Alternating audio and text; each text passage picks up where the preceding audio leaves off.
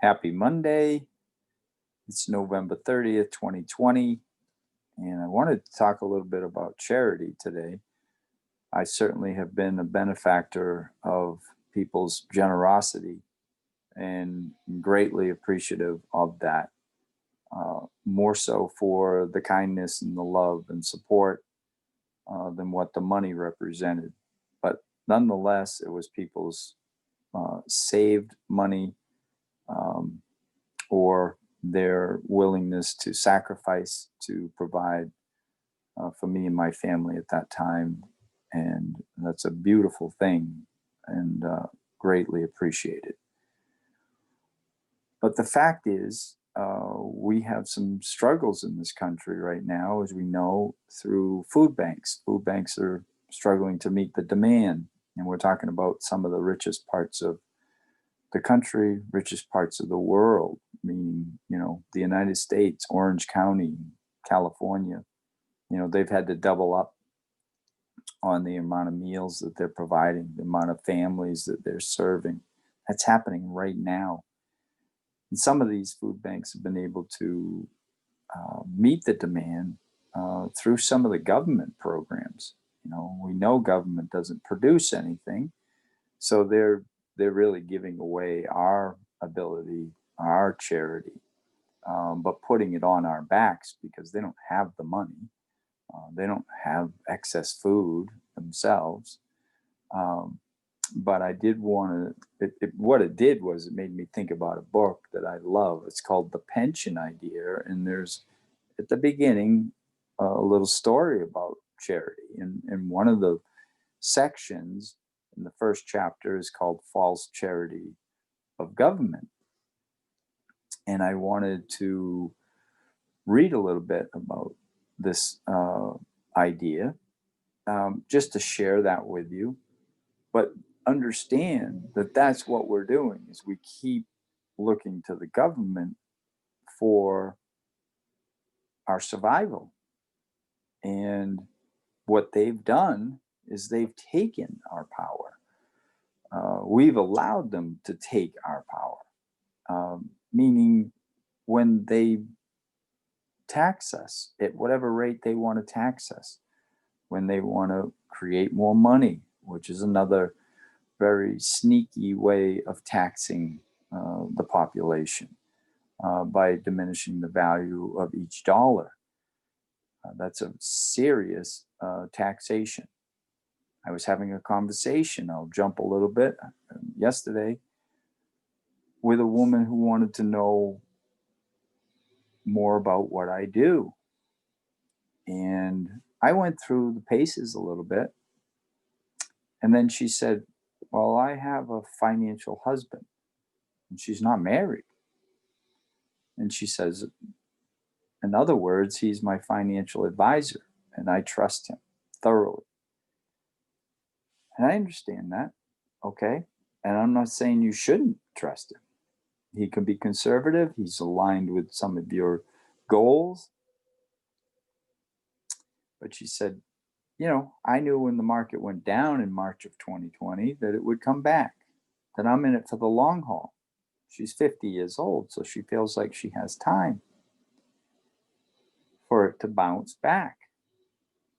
Keep dollar cost averaging, keep putting money in, buying at lower prices as the market goes down. And then, of course, that gives me an even better chance of increasing the value of my account. And I said, okay, is that your retirement? Is that someday when you decide you don't want to work or you can't work, that's your source of income? And she said, yes. And I said, well, do you know what the bill is going to be? And she looked at me so strangely and she said, what do you mean? What is the bill going to be? And I said, well, do you know how much the government is going to ask for? And she said, well, I know my tax bracket. I know where I'm at. And I said, do you know what it's going to be when it's time to start taking money out of your retirement account? And she said, no, I don't know. And that's the thing. We don't know when we put our hands, our faith and our confidence in the hands of the government. We don't know what the bill is going to be. We know that there's more and more need. Even in what looked like the most prosperous time in our country's history. You know, if you looked at the stock market from 2008 to, from the bottom of 2008, and you looked at it in February of 2020, and if you looked at it in November today in 2020, you'd say it's been a prosperous time. But we literally didn't save. We didn't save any money. We don't have access to 401k money unless we now have a debt. We have a loan. That's the only way we can take any of it. But we literally have sat there and said, this is a great time. Our president said it was a great time. President before that said we're bouncing back. In a very short period of time, you can't blame it just on the pandemic. You can't blame it just on coronavirus. People had no money. They had no savings. And this is where I want to read this excerpt from the book called False Charity of Government. The fact that the formation of capital and the means behind the charity both stem from a common source, which is the savings of productive individuals. I want to just pause for a second. We need to save. To continue, is not well understood. Some people believe that a government can be charitable. They will even go so far as to say that the government is obliged to be charitable under the quote unquote general welfare clause of the Constitution. But the Constitution does not say that the federal government shall promote the general welfare of special interests, meaning the welfare of one person at the expense of another. The government cannot be charitable because the only property at the government's disposal is that which it has confiscated, taken from individuals by taxation. And most of us think in terms of taxes through our income, through sales tax, those types of taxes. But back again, let's just revisit. Every time they're creating trillions more dollars, they're diluting the value of each of the dollars that you may have on hand in its buying power, which is a really sneaky way of taking our money, confiscating our money. And I'll continue. Such compulsory sharing can hardly be classified as true charity. The giver is forced to contribute with no opportunity to appraise the needs of receiver or to judge the goodness of the deed. Charity is not a product of coercion. There is no such thing as charity unless it be granted voluntarily. Now, the framers of the Constitution sought to guarantee the rights of individuals to own property. They understood that whatever government can do to secure those individual rights to property is a contribution to the general welfare, and that no government can promote the general welfare in any other manner. Only through safeguarding their right to ownership of property could the Constitution permit individuals to be charitable. The government established under the Constitution was so limited in power as to allow productive persons to accumulate the only means from which charity can flow. In a climate of personal freedom tempered by the Constitution, which granted limited powers to government The people of the United States prospered to the envy of people of any other time or place. And the instinct toward charitability was widely exercised. Here lies undoubtedly the reason why Americans have been noted for their magnanimity. And here, too, may be found the reason why some people of other nations or of other times may have seemed to lack the charitable instinct. A slave has no opportunity to perform the act of charity. He has no property and no right to retain or give away anything he might produce. He is a slave, and the nature of the cloak and the throne of the master is of little consequence to the slave. Whenever individuals become slaves of the government, when they are dependent upon government for education, medical service, housing, minimum diets, employment, sustenance in old age, then to the extent of their dependence, they have lost the opportunity of being charitable. Government cannot charitably diminish need because government is not productive. Individuals produce. But a quote unquote welfare government can and does destroy the incentive of productive individuals. If a people seem to be losing the instinct of charity, that loss may well be traced to the power of government to regulate their lives. If the people themselves have given that power to government, even in the name of democracy, they deserve little sympathy. That the rights of individuals may have been surrendered through their lack of understanding alters neither the fact nor the consequence. This book, The Pension Idea, was originally written in 1950.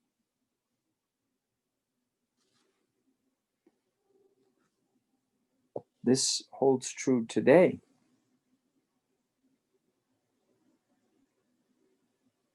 When our ability to pursue life, liberty, and the pursuit of happiness is constantly manipulated by the government, by them claiming they are saving us, that they are rescuing us, that they're rescuing our economy, we slowly but surely give away our freedoms.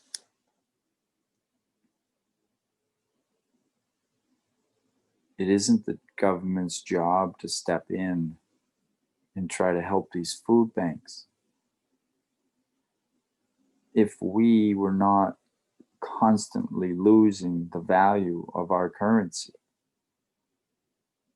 through taxation, through inflation. Inflation is the increase of the money supply.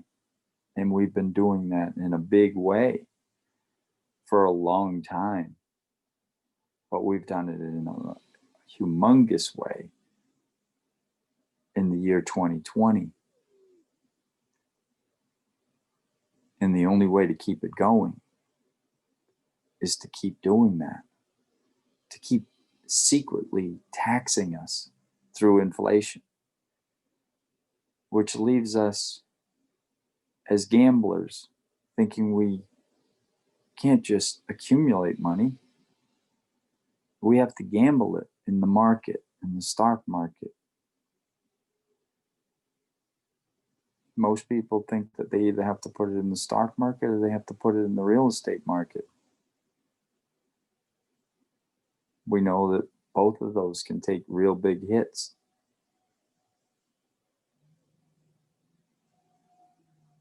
Capital comes from savings, savings that's ready to be put to work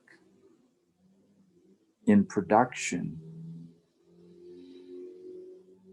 in excess production is what we call savings. Savings for that proverbial rainy day. But it doesn't have to be rainy. It could be very sunny. But it's rainy if you don't have the savings. If Americans are struggling, and it's not just Americans, but let's take the United States, if they're struggling so much that the way we are going to fill the need of people coming to food banks and providing meals is for the government now to step in and create programs that they once again look like the knight in shining armor coming in. Why is it that the people, the productive people, no longer have enough canned goods, no longer have enough excess that they can help those in need? What slippery slope are we headed down when now charity for one another has to come from the government?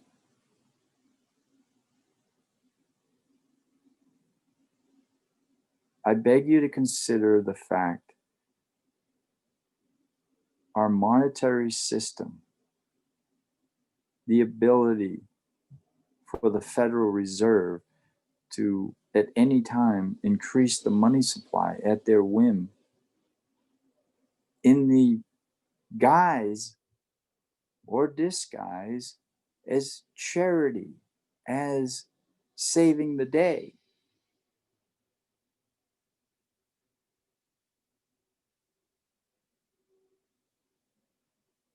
They don't have anything but us behind them. We are the only thing backing the government. We back them, they don't back us. But they're destroying us.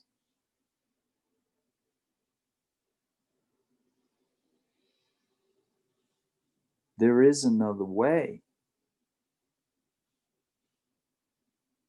I invite you to reach out to me to see how do you go about learning about it? How do you start educating yourself? How do we collectively say, we don't want to keep going down this road? It's not going to end well. But we can change it. We don't have to go down this road any longer than we want to. We can turn around and head in a better direction. I look forward to talking with anyone that's interested. I don't tell this story because I want anybody to live in fear. I want you to live in hope. I want you to believe that there is another way, and there is another way. And when I say believe, that means you know it. In your mind and in your heart, you know it. I sound solemn. It sounds tough to hear. It sounds dark. But what I'm really trying to express is there is light. Let's shine a light on the truth.